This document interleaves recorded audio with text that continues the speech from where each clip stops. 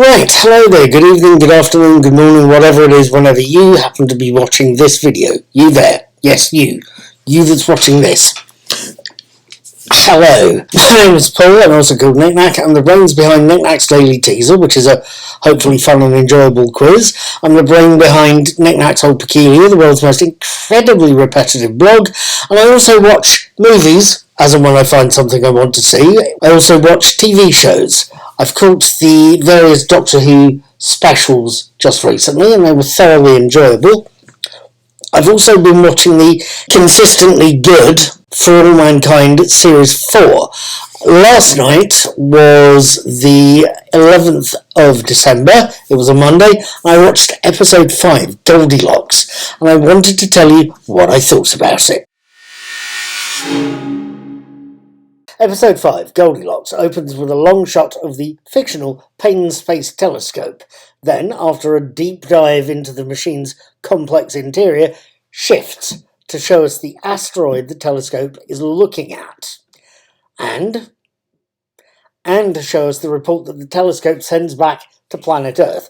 The asteroid the telescope has picked up is one that, in theory, can be retrieved by determined Martian miners, and, as the news reports on Earth tell us, is one that has more iridium, extremely valuable iridium, than humanity's ever produced in its entire bloody history.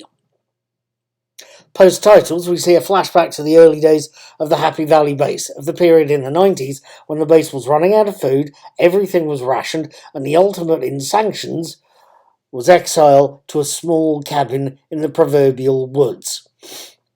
What we're seeing is a dream, one being dreamt by Base Commander Danielle Poole, having flashbacks to earlier days on the base, before she's awakened by a junior officer. The communications room has just had word from Earth about the asteroid.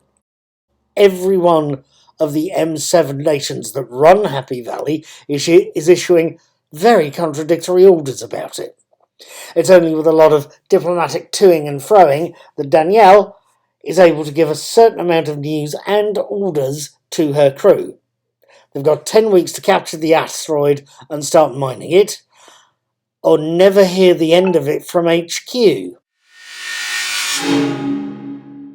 Now, what did I make of this episode of Goldilocks? First things first, I don't know why they chose the name, or the writers chose the name Goldilocks for the asteroid, presumably because it's supposed to be the right size plot device for the episode. It's not too big, it's not too small. I do know the phrase Goldilocks zone is a name for the habitable zone around a star. In other words, it's the area that's just the right distance from a sun for planets in the zone to be capable of supporting life as we know it. From the little I know, I am no scientific expert here, but from the little I know, Mars, Earth and Venus are in our sun's Goldilocks zone. And I'm assuming the writers used the word, or used the name Goldilocks in part because of that economic value, but also because it was found just on the borders of Mars's orbits, just on the borders of our sun's Goldilocks zone. Am I sure? No. But it seems an obvious conclusion to me.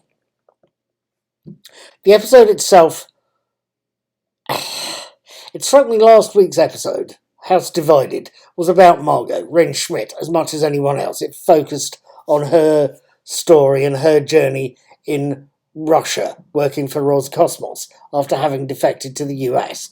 Goldilocks, by contrast, while it shows us sides to the Martian mission we've not seen, while it shows us sides to Devasha, Edika Fiji, we've not seen before, while it shows us the kind of determination Kelly Baldwin, Cynthia Wu has, and Aleda Rosales, Carol Pena, it shows us her feistiness.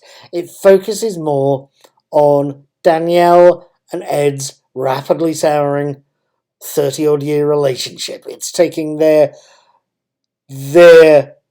knowledge of each other into darker and newer areas, especially where Danielle has had to medically take Ed off of the next mission.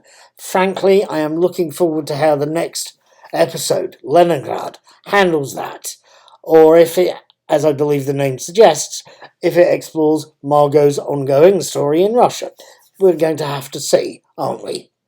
I will be watching Leningrad on Monday the 18th of December this year, next Monday, and I'll be putting my written and video reviews up of it on the Tuesday, on the 19th. I will hopefully catch you then. You can let me know what you thought of what I thought. Until then, I will leave you with the wise words of number 6.